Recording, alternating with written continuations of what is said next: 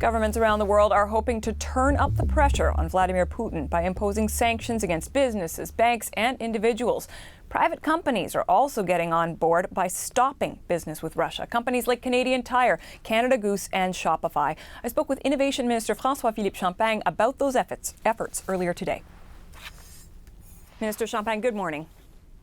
Good morning. Thanks for having me on your show today. Well, thank you for being here. Listen, we know that you have been personally making the pitch to Canadian companies to stop operations in Russia. Obviously, they're already facing public pressure. So what are you able to say that goes beyond that public pressure? Well, first of all, I would say corporate Canada wants to do the right thing. Everyone that I've talked to has been willing to stop their operations in Russia. But also to help with the Ukrainian humanitarian effort. You know, I've been talking to McCain Food, I've been talking to Canada Goose, Canadian Tire, and I can assure you, Catherine, everyone wants to do the right thing.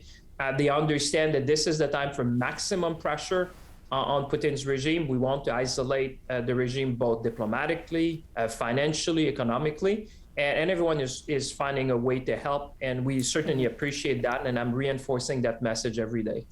For how long, though, sir? I mean, I imagine you'll say as long as it takes, but businesses have to make decisions if they're stopping work in Russia. Are you telling them that this could be months, it could be years?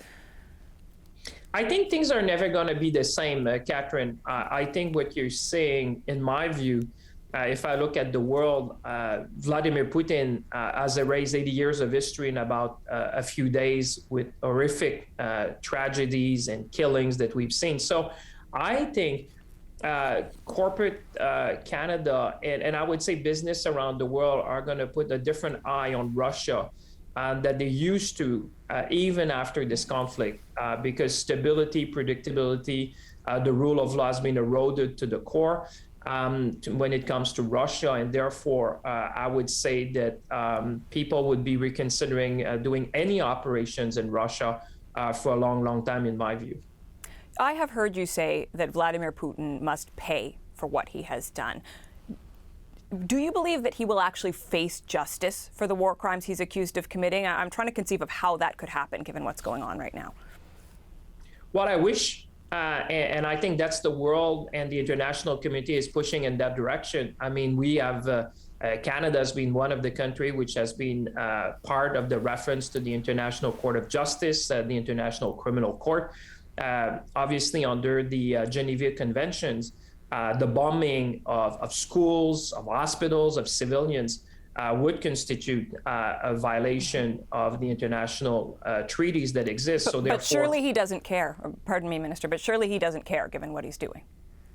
Well, we care, certainly, because, you know, you've seen a number of countries around the world saying that we need to look at every possible legal framework that we have to make him pay. I think that this man is going to be isolated for the rest of his life.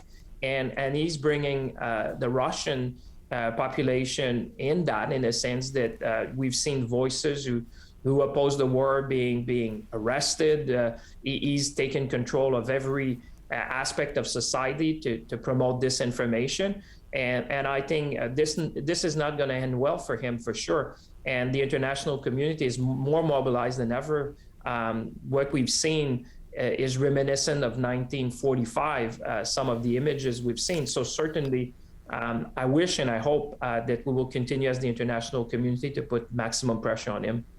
Well, let's talk a bit more about what Canada is doing. Your cabinet colleague, Defence Minister Anita Anand, has talked about aggressive new military spending. She said she's going to put forward options less than that NATO target of 2% of GDP, meeting the target or even going beyond the target. Now, some of your cabinet colleagues, I'm thinking of Foreign Affairs Minister Melanie Joly, for example, have come out and said they're in favour of at least meeting that target, if not going beyond it. Where do you stand?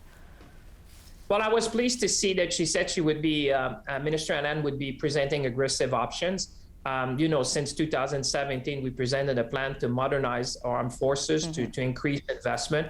I think that the events that we're seeing, the tragic events we're seeing, are calling on Canadians to reassess our defense posture and certainly investments. I would say that Canada, to have met the Secretary General of NATO during my time as Foreign Affairs Minister, has always been a meaningful and a constant supporter of operation. You know, we've trained tens of thousands of military personnel in Ukraine.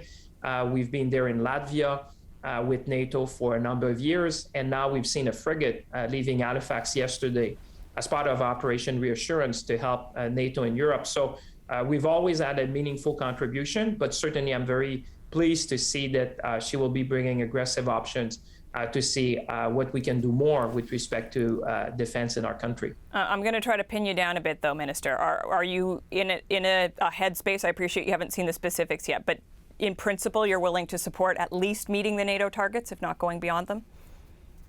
Well, there's many ways to contribute to NATO. Like I said, Catherine, I've seen it over years during my time when I was meeting with NATO. The contribution of Canada has always been meaningful. The fact that the world is changing, the world is never going to be the same in terms of the defense posture that the West needs to take and the international community in light of what we've seen as aggression. So there's a rethink, and I'm sure that the Minister of Finance will consider that in the next budget. Certainly, I'm one of those who thinks that the events that we've seen are calling for us to reassess what we're doing. We started in 2017, and we want to continue to have the means of our ambitions to be a NATO partner which can meaningfully contribute to NATO missions around the world and certainly ensure the defense of the allies. What is your message to Canadians then? Not only the people that you speak to in your own portfolio and industry, but Canadians who are seeing the cost of living rising. They are worried about climate change and who may hear an even greater augmentation in military spending. What would you say to them about why that is a good use of their tax dollars right now? Well, we've gone through a lot, Catherine, over the last few years, and I think we can all agree we went to this COVID crisis, the largest, I would say, health crisis and financial crisis in a long time. But I think we have to react to world events. I would say that we need to ensure the health and safety of Canadians. That's what we did during COVID. Now the world is changing in front of us. Like I said, the world we're going to live in after the war is going to be different. And therefore, we need to make sure that we can protect our sovereignty, for example, in the Arctic, that we can be a meaningful contributor to NATO, that we consider that these are investments to protect Canadians. We've seen, for example, a regime like Vladimir Putin attacking a democracy, a country who wants to live peacefully, an attack on decency and dignity. So I think Canadians are... Sorry, yes, we're almost out of time with you, and I do just want to ask in closing, I take your point that you believe that this is a good use of tax dollars. Why should Canadians believe that the government can actually effectively spend the money, given all the problems they've seen, procuring fighter jets, challenges around recruiting? Why should Canadians believe that this government is actually going to be able to meet those targets, even if they agree to reach them? Well, I think you've seen we've made smart investment when it comes to our military, whether it's procuring now the jets or whether it's procuring additional ships. I think what this is presenting, Catherine, is a new reality, and Canadians and Canada needs to adapt. I mean, we are, like everyone else in the world, subject to world events. Canadians understand that in order to ensure prosperity, we need to be able also to defend our country. And like I said, Vladimir Putin has erased 80 years of history, which has provided stability, predictability in Europe and in the world, which has led to prosperity. The world we're going to inherit after the war in Ukraine is going to be different. And I think that we need to make sure that we do smart spending where we can ensure the safety of Canada's for generations to come and make sure there's economic benefits here in Canada in terms of jobs, coming out from these new investments. And so we're going to be looking at that for sure. Okay, we're going to have to leave it there. I know we're not done on this topic, though. Thank you so much for your time today, Minister Champagne. Always a pleasure. Thanks for inviting me.